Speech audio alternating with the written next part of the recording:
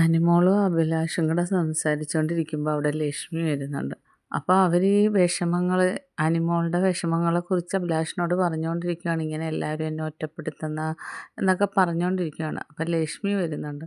അപ്പം ലക്ഷ്മി ചോദിക്കുന്നുണ്ട്, എന്താണ് രാവിലെ ഭയങ്കര വിഷമത്തിലാണോ?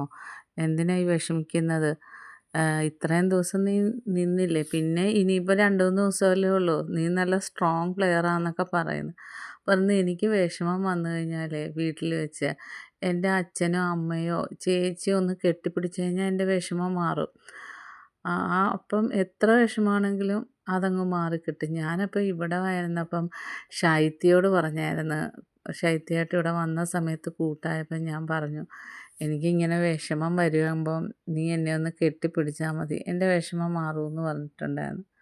അത് കഴിഞ്ഞ് പിന്നെ ശൈത്യ പോയി കഴിഞ്ഞ് ആദിലയും നൂറയായിട്ട് നല്ല ഫ്രണ്ട്ഷിപ്പായപ്പം ഞാൻ അവരോടും ഈ കാര്യം പറഞ്ഞായിരുന്നു, എന്നെ ഒന്ന് കെട്ടിപ്പിടിക്കണം. എന്നാൽ അവർ പിണങ്ങി കഴിഞ്ഞ് ഞങ്ങൾ ഇണങ്ങുമ്പോൾ ഇതുപോലെ അവരെന്നെ വന്ന് കെട്ടിപ്പിടിക്കുമായിരുന്നു. ചിലവരങ്ങനെയാണല്ലോ, ഓരോരുത്തർ ഓരോ രീതിയിലല്ലേ അവരുടെ വിഷമം മാറ്റുന്നത്. ചിലർ കിടന്ന് ഒരുപാട് വഴക്കിട്ട് ഒച്ചയിട്ട് ബഹളം വെച്ച് സംസാരിച്ചൊക്കെ കഴിയുമ്പോൾ അവരുടെ വിഷമം മാറും.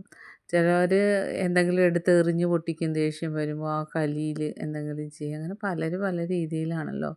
അപ്പോൾ ലക്ഷ്മി പറഞ്ഞ്, നീ രാത്രിയൊക്കെ കിടന്ന് കരയുന്നത് രാവിലെ ആകുമ്പോൾ മനസ്സിലാവും, നിൻ്റെ മുഖം പെട്ടെന്നാണത് മനസ്സിലാക്കി തരുന്നത്, മുഖത്ത് നല്ല ചേഞ്ച് ഉണ്ടാവും നീ കിടന്ന് കരയുന്നത്.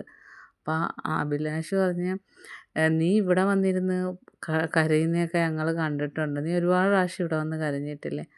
അപ്പോൾ പറഞ്ഞു, ഇവിടെ ഇപ്പം ഞാനങ്ങനെ കരയാറില്ല, കരഞ്ഞു കഴിഞ്ഞാൽ എൻ്റെ വിഷമം മാറുന്നതാണ്, ഇവിടെ അധികം കരയാൻ പറ്റില്ലല്ലോ.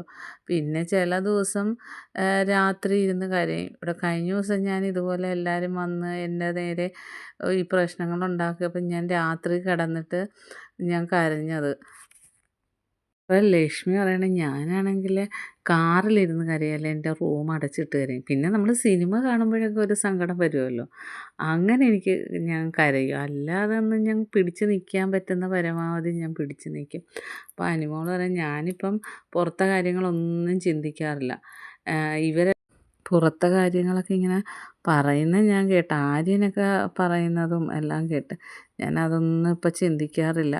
ബാക്കി അപ്ഡേറ്റായിട്ട് വീണ്ടും വരാം.